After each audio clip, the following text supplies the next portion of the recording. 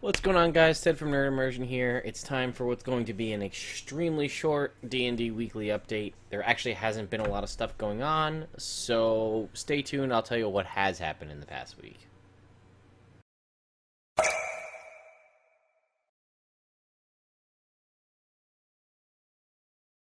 Let's jump right in.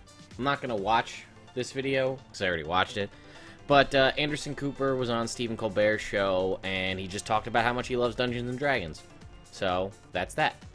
Let's move on to this next thing here. Sorry, I don't know if you guys can hear my fan in the background. Let's just turn that off. Although Destiny's going over there, so you might hear that. Thomas Foss is on the D&D Podcast to talk about Storm King's Thunder in Neverwinter. And then Lore You Should Know, as Perkins and Cernit discuss the history of the city of Neverwinter. This one I might listen to because I am always very curious about what's going on as far as history goes.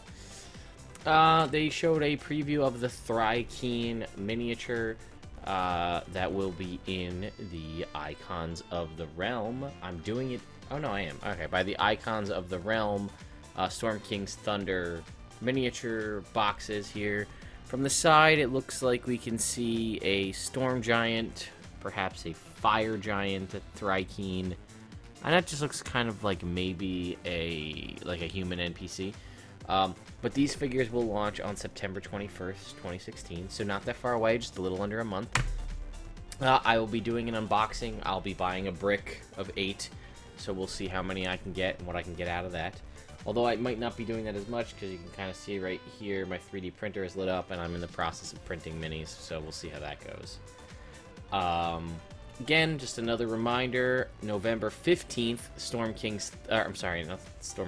Volo's Guide to Monsters launches, which is going to have a lot of interesting new stuff. It's basically, I guess you could describe it as Monster Manual 2 meets Sword Coast Adventure Guide.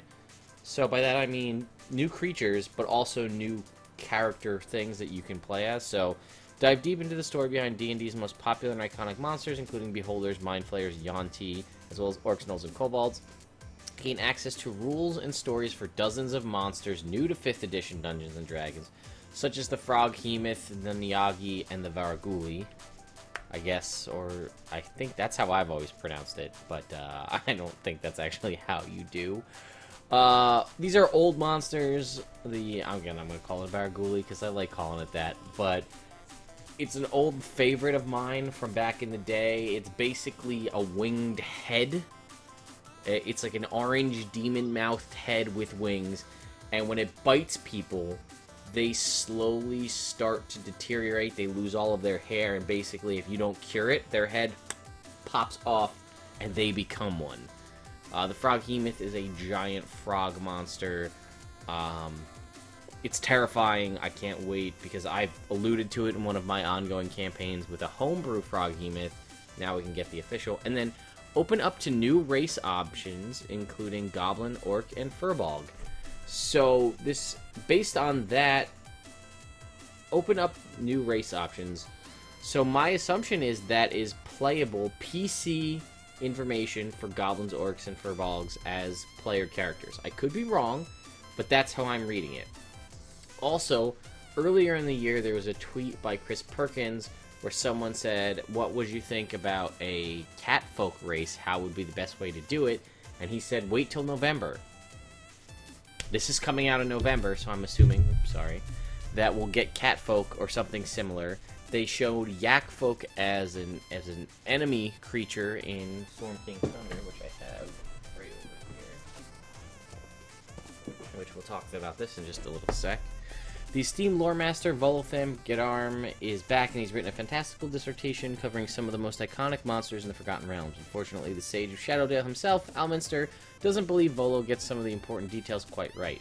Don't miss out as Volo and Alminster square off, academically speaking, of course, to illuminate the uninitiated on creatures both common and obscure. Uncover the machinations of the mysterious Kraken Society, which does play a part in Storm King's Thunder.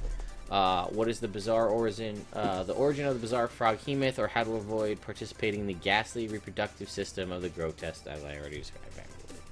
Dungeon Masters and players will get much needed guidance as you plan your next venture, traipsing about some old dusty ruin in search of treasure lore, and let's not forget dangerous creatures whose horns, claws, fangs, head, or even hides might comfortably adorn the walls of your trophy room, if you survive. Also, there is this super sweet, old school, black and silver, limited edition cover for the Volo's Guide to Monsters, which is exclusive to hobby stores. So, another reason to, again, support your local game store and go ahead and pick that up. I have my theory. We'll see if it comes true. My theory is there might be additional class options, and my class option theory is Matthew Mercer's Gunslinger class as a fully adopted by Dungeons & Dragons. We know he's working with Green Ronin Publishing to make Tal'Dorei Critical Role source books. He did Fourth Grade Giant Hunters, which did just end this past week, as well as Acquisitions Incorporated, with the series, the ongoing series just ended this past week. Gunslingers appeared in both of their games. I know the one in Fourth Grade Giant Hunters, the way he described the roles and things, had misfires, had things like that, so that's how that worked.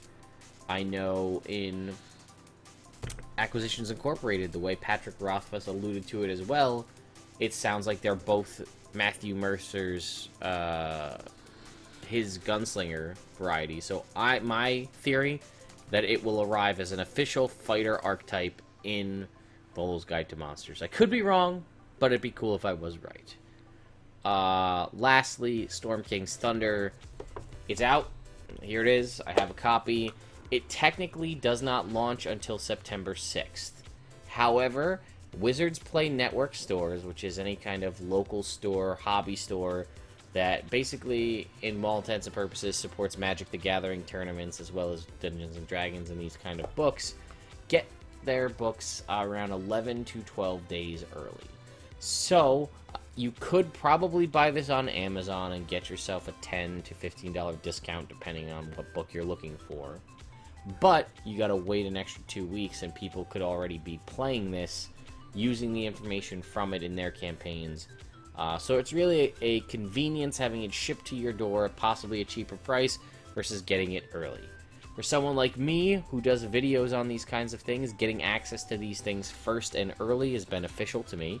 So I always go out. Plus, I like to support my local game stores. Also didn't hurt that some of my players got me a gift card to that store. So I didn't really have to pay much for this at all. But because you will see a lot of stuff coming in the next few weeks, few days from Wizards of the Coast, all about, hey, look at what's in Storm King's Thunder. Just like what kind of sucks is the book's already out, and a lot of the reveal stuff that's happening for their Extra Life is Storm King's Thunder stuff, and the book will be out by then. If they were doing reveals for Volo's Guide to Monsters, that would be a different story, but I don't think that's the case. So anyway, go pick up your copy of Storm King's Thunder. Again, and that's pretty much it, guys. It's a pretty light week as far as things go. So what's going on with us up here? You can check out Know Your Role. This is my ongoing Tuesday night stream campaign. We are in the middle of a tournament. We've got two or so episodes left, and the tournament should be complete. Which reminds me, I guess probably by the time you're watching this, Monday night, I think it's the 29th. Yes, we will be playing D&D on my channel. We typically don't stream on Mondays, but in an effort to get this tournament done this coming Tuesday, we'll be streaming a couple of the matches, and then we might end early, hang around and do some discussion stuff with you guys, or possibly jump and play some video games or some board games or something like that. We shall see. But yeah, you can check out this. This is basically round 2 of the tournament. We had some recurring guest characters, some players that didn't make the first go-round. Their characters competed here. Here in the Kickstart spotlight in the middle, this is Reaper Miniatures Base Boss. Basically, no pun intended, if you like minis and you build your own custom minis, or you take other things to turn them into minis, you need bases. Even if you buy metal minis, they typically don't come with a wide base. They come with a little tiny metal base that's just the size of the mini, and they tend to topple over. So you're going to want to give them a round base. This is $50. You get a butt ton of different miniature bases in different sizes. You should definitely go check this out. And down the bottom is a DM Guild Spotlight. Unfortunately, this week, kind of crappy. I'll warn you up front. If you don't go watch it, I won't blame you. I had a viewer request to do the War Mage subtype for Wizards, the Arcane Tradition for Wizards. Full stop. Blade Singer in Score Coast Adventure Guide is just that, but better. So if you're thinking about this, just go play Blade Singer. It's one of the best wizards in the game. So, yeah, that's it, guys. Hopefully, if you guys came out and saw me or joined since you saw me on Encounter Roleplay's channel or Evil Squeegee's channel this past weekend, thank you so much for coming and checking me out here on my channel. You can expect to see me more often on those guys' channels in the future. I know I'm going to bug Will, and I'll be in on all of those Encounter Roleplay 24-hour streams, at least for one section of it. And in a couple of weeks, it sounds like I'll be on for a couple days for a longer dungeon crawl on Encounter Roleplay. So we shall see. If you like what I do here, you can go ahead and hit subscribe down below. Follow me on Twitch as well. We just broke over 300 subscribers, so once we finish up this tournament, we're going to have a reprise of Jake's ongoing campaign where we all play as level 14, level 15 characters, and a very fun game that only happens whenever we hit another 50.